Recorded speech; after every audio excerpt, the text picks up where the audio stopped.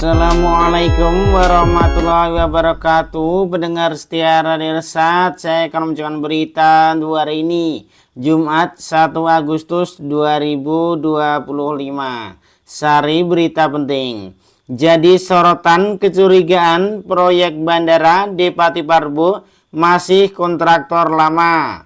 Berita kedua, korupsi dana KUR 4,8 miliar, mantan kepala cabang dan marketing BSI Rimbo Bujang diringkus. Berita ketiga, Polres Sorong Kota tangkap 2 pelaku penganiayaan hingga tewas. Berita selengkapnya. Berita kedua, 2 orang pegawai Bank Syariah Indonesia BSI kantor cabang pembantu Kecamatan Rimbo Bujang, Kabupaten Tebo, Provinsi Jambi resmi ditetapkan sebagai tersangka dalam kasus korupsi penyaluran kredit usaha rakyat KUR atau KUR tahun 2021. Kerugian negara akibat praktik tersebut ditaksir mencapai lebih dari 4,8 miliar rupiah. Kedua tersangka tersebut adalah bernama Irmalia Wendy, mantan kepala cabang BSI Rimbo Bujang, dan Mardiantoni, staf pemasaran yang saat itu menjabat sebagai mikrostaff.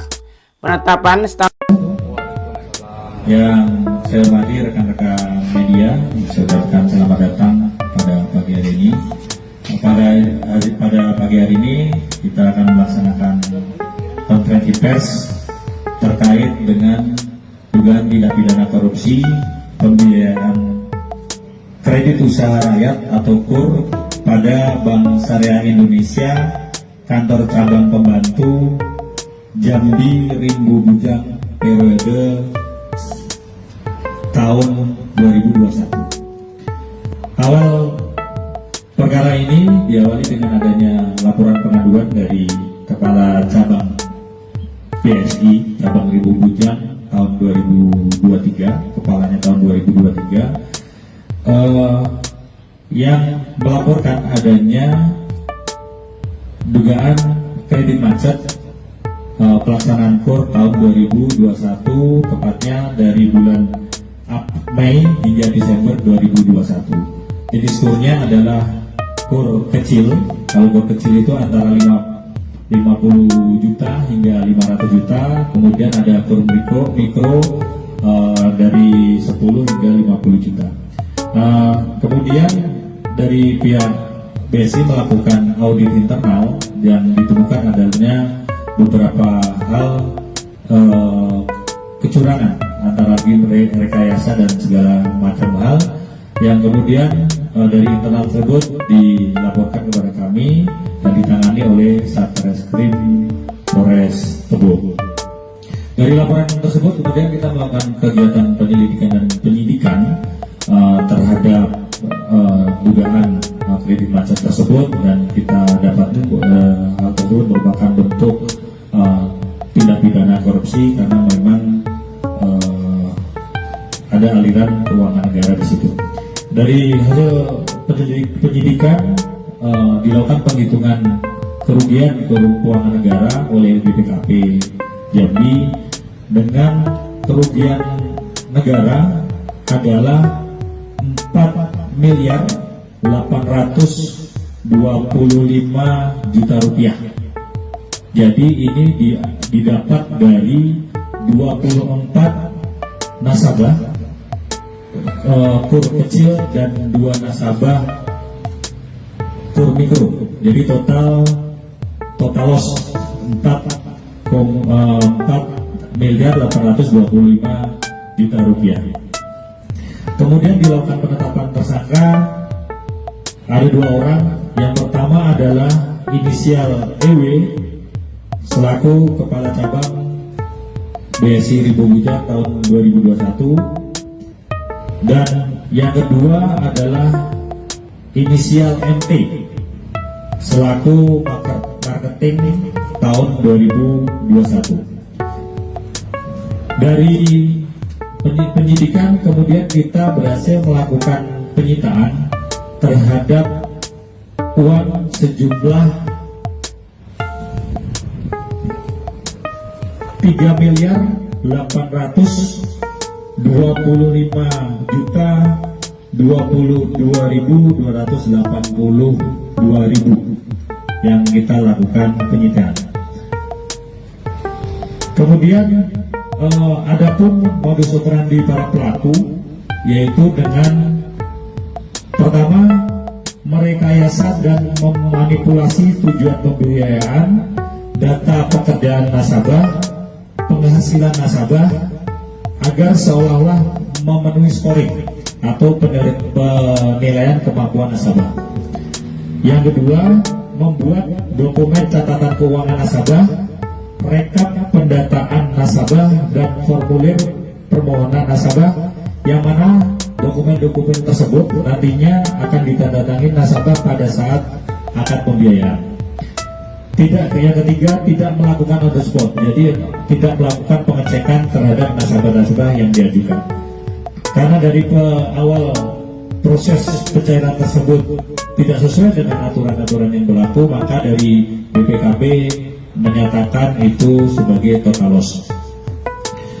Adapun pasal yang diterapkan pada kedua tersangka adalah pasal 2 ayat 1 dan pasal 3 Undang-Undang Republik Indonesia nomor 20 tahun 2001 tentang perubahan atas Undang-Undang Republik nomor 31 tahun 1999 tentang pemberantasan tindak pidana korupsi junto pasal 55 ayat 1 ke 1 KUHP pidana dengan ancaman hukuman minimal 4 tahun penjara dan maksimal 20 tahun penjara, dan atau denda minimal 200 juta dan maksimal 1 miliar.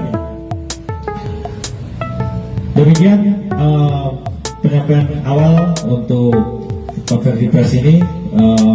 Silakan bagi ada rekan-rekan media yang ada pertanyaan akan coba kami jawab, baik dari saya atau mungkin secara teknis nanti dari Kasat Serse ataupun kami tipikor.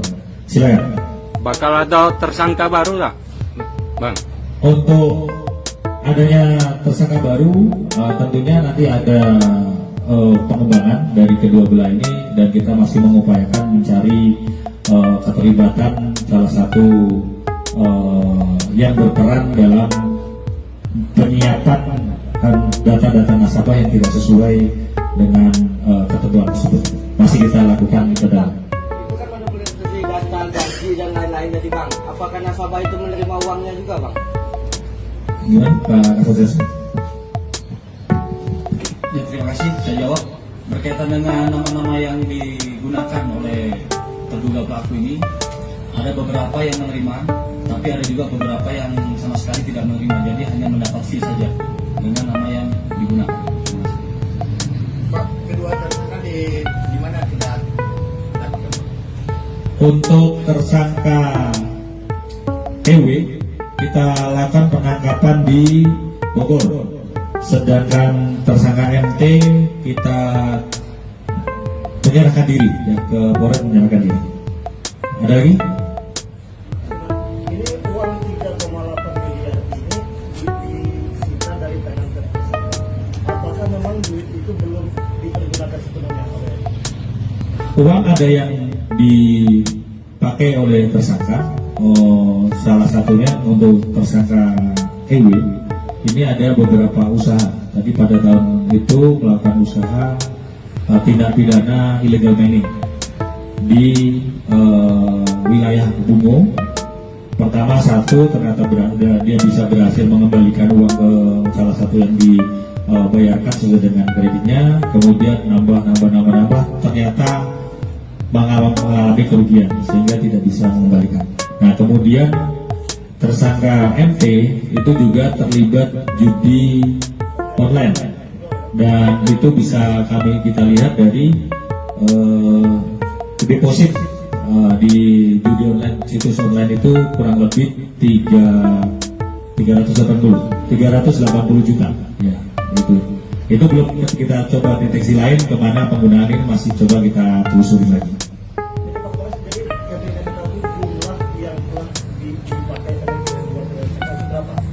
Jadi begini, secara detail bahwa ini ada juga nasabah yang membayarkan.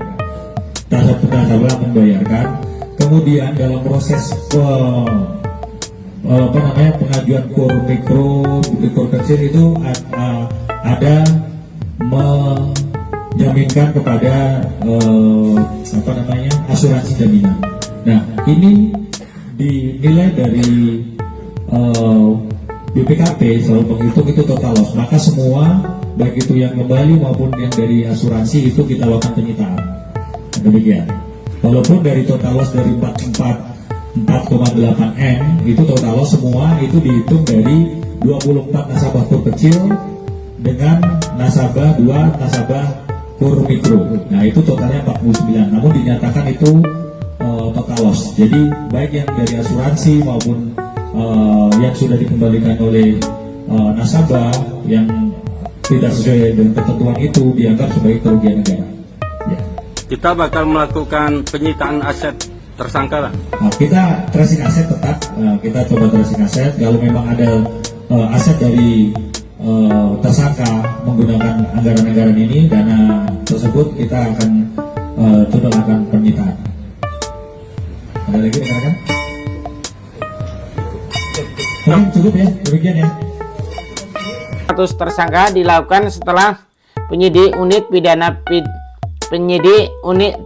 tidak pidana korupsi Tipikor Polres Tebu mengantongi bukti permulaan yang cukup, termasuk hasil audit internal yang dilakukan pihak BSI tahun 2023. Audit tersebut mengungkap adanya dugaan penyimpangan dalam proses penyaluran dana KUR pada tahun 2021. Kapolres Tebu AKBP Triyanto mengungkapkan bahwa kedua tersangka diduga telah melakukan manipulasi data dan dokumen permohonan kredit hingga menyebabkan dana pinjaman disalurkan kepada 26 nasabah fiktif. Kredit KUR tersebut diproses tanpa melalui verifikasi lapangan menggunakan identitas palsu yang direkayasa sedemikian rupa agar lolos proses scoring. Jelas AKBP Triyanto dalam konferensi pers. Dalam modusnya, tersangka sengaja mengabaikan prosedur standar seperti kunjungan ke tempat usaha dan kediaman pemohon kredit. Tujuannya agar kredit tetap disalurkan meski nasabah tidak memenuhi syarat. Selain itu, dibuat pula dokumen-dokumen fiktif guna mendukung proses pencarian dana. Dari hasil penyidikan, polisi berhasil menyita uang senilai 3,8 miliar rupiah yang berasal dari angsuran nasabah serta klaim asuransi dari Jamkrindo dan Askrindo Syariah. Puluhan bundle dokumen pengajuan tersebut, kebijakan internal serta berkas terkait lainnya juga telah diamankan sebagai barang bukti. Kami masih mendalami kemungkinan adanya pihak lain yang terlibat, termasuk pihak ketiga yang diduga ikut serta dalam pengumpulan dana fiktif, tambah Kapolres. Atas perbuatannya, kedua tersangka dijerat dengan pasal 2 ayat 1 dan pasal 3 Undang-Undang Republik Indonesia Nomor 20 Tahun 2001 tentang pemberantasan tindak pidana korupsi. Keduanya terancam hukuman maksimal 20 tahun penjara. Sumber berita Jambi Update. Demikian berita untuk hari ini. Terima kasih atas perhatian Anda. Wassalamualaikum warahmatullahi wabarakatuh.